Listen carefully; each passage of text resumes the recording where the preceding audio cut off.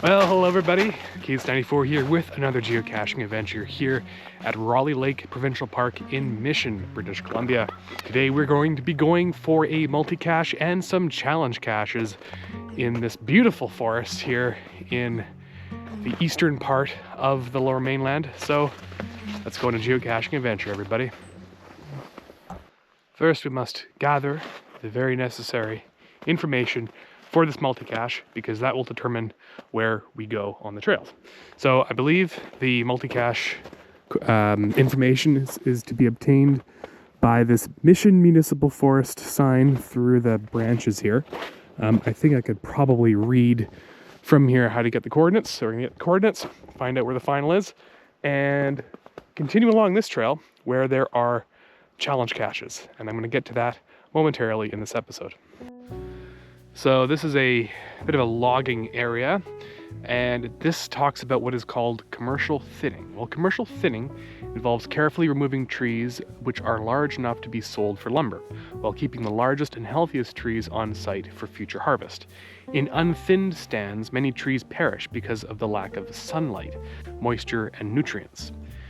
Commercial thinning removes these trees now while they are still healthy. Compare this stand of trees to other forests you may walk through. Notice the difference? See how much more sunlight filters through? This will help to develop an understory layer of herbs and shrubs which are beneficial to wildlife and the trees.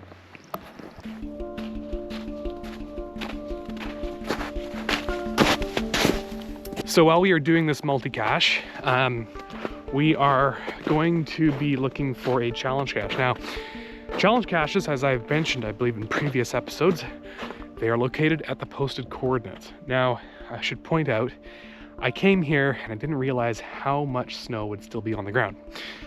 So I'm really hoping that whoever hid this cache, that is really nearby, left a really good hint, because this cache could very well be underneath snow. It's not too far away, only 14 meters away. And I think I actually overshot it because I was busy filming.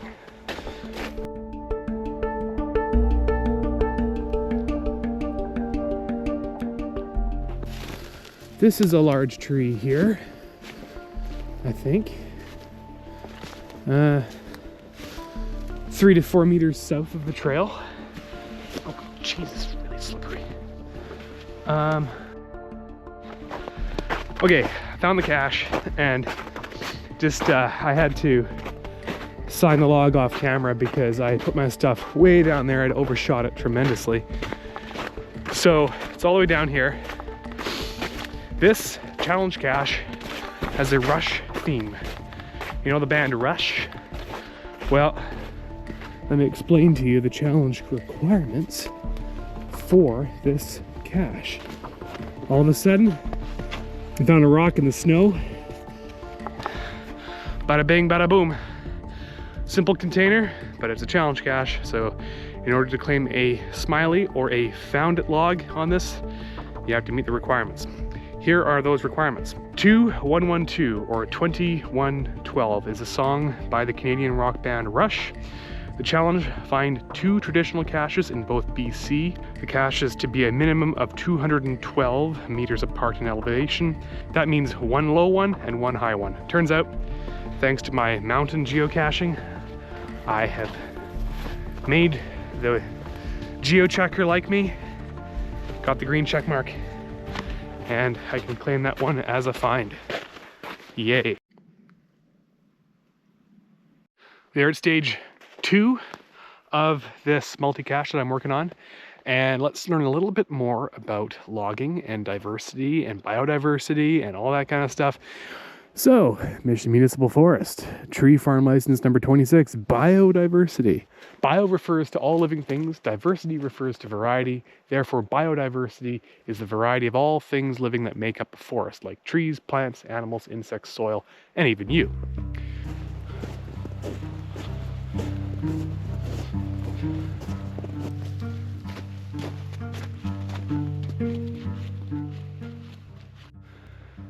This challenge cache coming up has to do with earth caches.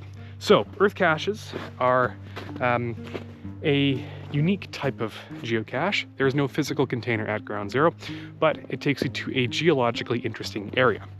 This particular challenge cache is by Land Monkey, and big shout out to him because he is also involved in the YouTube world. I do actually qualify for this challenge. So, Land Monkey's words, to qualify for this challenge cache, you must have found 140 Earth caches on unique calendar days. So let's go and see if we can find this cache.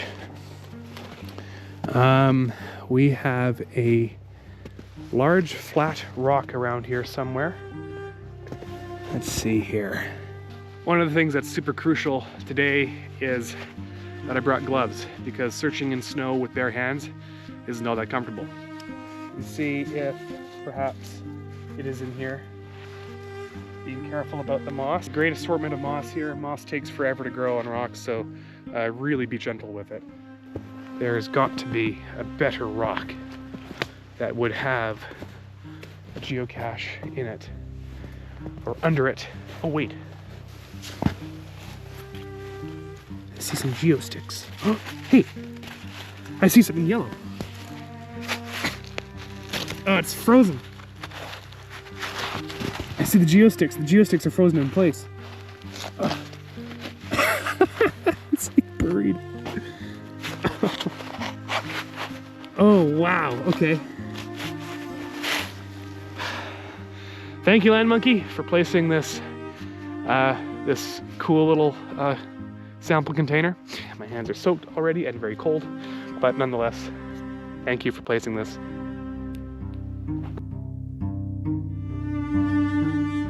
All right, sign the log.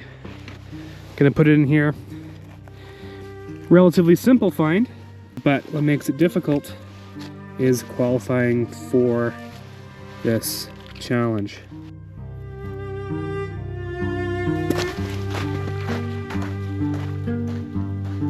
So, at this multi-cache stage, we are going to learn a thing about succession. Actually, you and I are both going to learn a thing about succession in forestry terms. So, what is succession? Well, succession is a series of changes that occur in an ecosystem over time, which results in one group of organisms succeeding another. For example, look at the different plant communities that exist on your hike. In this area, you can see new young forests with an abundance of different plants that prefer more sunshine and insects that like feeding on fresh leaves of those plants. At stop number 1, in the 50-year-old forest, you can see plant species that prefer a mix of sun and shade, and more mosses starting to develop. In the neighboring Rolley Lake Park, you can see much older forests with plants that prefer more shade, more mosses, and more insects that prefer decaying trees. Older forests will eventually die of disease or fire, windstorms, or harvesting, and the process will start again with young forests growing older together with its plant communities. So there you have it. Learned a thing or two thanks to a multi-cache. So we're going to go ahead and gather the information for this stage, move on to the next stage, maybe find a challenge cache in between, all that fun stuff. And I just learned right now, we're actually not in Rolley Lake Provincial Park. So anyway, there you have it.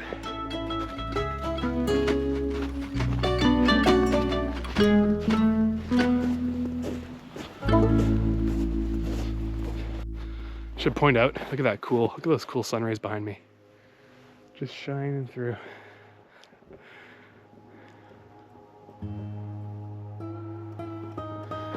And the fog.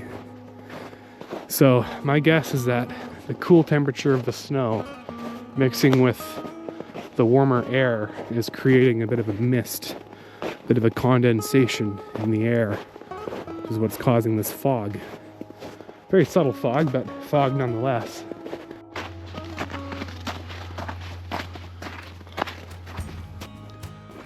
So sometimes with multi-caches with multiple stages, we're talking like, say, 5 stages, like the one that I was working on there, something isn't quite lining up with the checksum.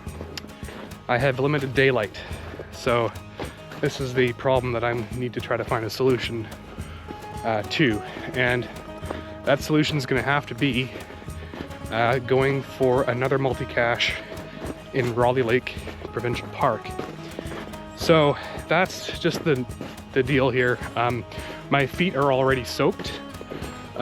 This snow has seeped into my boots and my feet are very wet. So I'm gonna try to go for these challenge caches first, and then perhaps I'll have to at some point come back for that other multi-cache in the summertime when there is no snow here.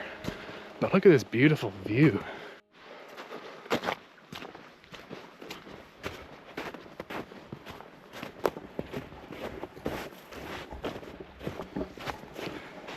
Bit of terminology for you here. This is what is called a clear cut. Clear cut logging is very common in British Columbia, and it is also a very controversial thing out here as far as old growth forests and unsustainable logging practices that have caused issues in the past between protesters and the logging industry. What we're looking at right now is essentially a part of Stave Lake. Now, Stave Lake is a reservoir, and that is characterized by the line that you see along the shoreline. It means that fluctuates in height, and the dam will have more water against it in the summertime or in the wintertime than in the summertime. So, needless to say, that is a reservoir. The Ruskin Dam is what creates the reservoir and makes for a very large body of water. If you keep going north up to the top of the lake there, you'll actually follow a river called the Stave River. It goes up into Garibaldi Provincial Park eventually, and the source of that's a glacier. So that's kind of where we're at. I also hear some stuff down below. There's a road actually that goes up to a place called Devil's Lake, which is further up. Also the site of a potential episode. I'm actually very curious to do something up there because I have not been up Devil's Lake in years. The last time I was up there, my dad and I were out in that part of the world. It was a very rainy, dreary day.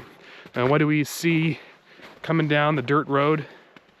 Is this white school bus. What was in the school bus? Bunch of prison inmates. So that's kind of where we're at. We're actually in an area where there are a lot of correctional centers, very far away from Vancouver, very far away from urban society, and so that's why we have a lot of correctional facilities in the Upper Fraser Valley. All right, we got ourselves another challenge cache. It has to do with phase of grade. Oh wow, it's like in plain sight right here without any snow on it. Yeah. Another find for Darwin. And look at this. Cache with a view.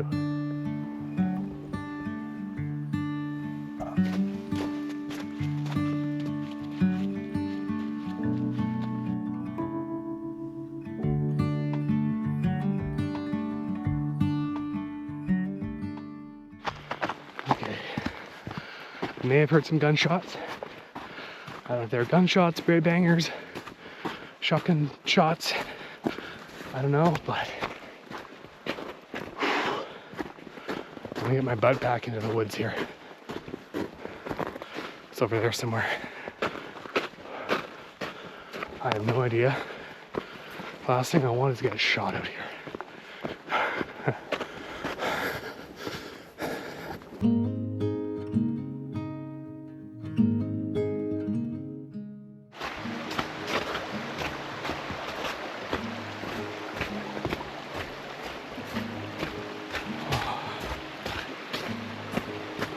So, all is not lost on the multi-cache front today. We are right now walking towards the final location of a multi-cache that I had solved just up there by the campground, starting corners by the campground. And actually, in this episode, I realized I hadn't really showcased Rolley Lake very well. Well, there's Rolley Lake over there. One thing is for sure, I will say that there will likely be an episode in the summertime featuring this area again, because there are a number of additional challenge caches that are on the west side of the park, and we're going to be likely exploring that part in the summertime.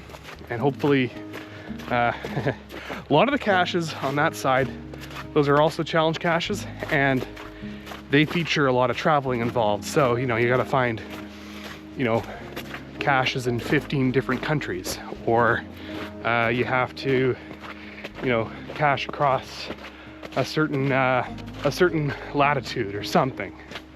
I'm just coming up with random examples here, but there are a lot of very difficult challenge caches there.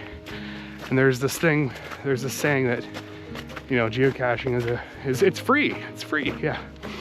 Yes, but in order to qualify for those challenges, you really have no choice but to book yourself a plane ticket, which costs money, and getting yourself across oceans sometimes to be able to qualify for these things. So yes, geocaching does cost you money sometimes, but you get fulfilled with the great pleasures of travel. So one of these days I will be over there, and another one of those days I will likely, hopefully, qualify for those caches eventually, so that I can actually claim fines on those caches.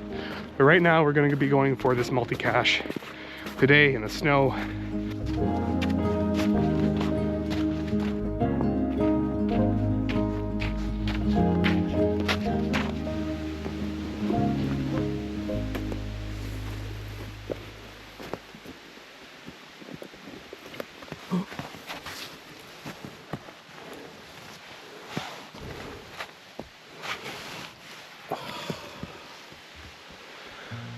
Multi-cache successfully found.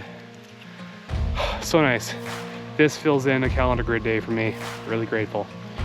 And I will continue on to explore Rolley Lake at a later date, because it's just so bloody cold and snowy here right now. All right, gonna sign the log.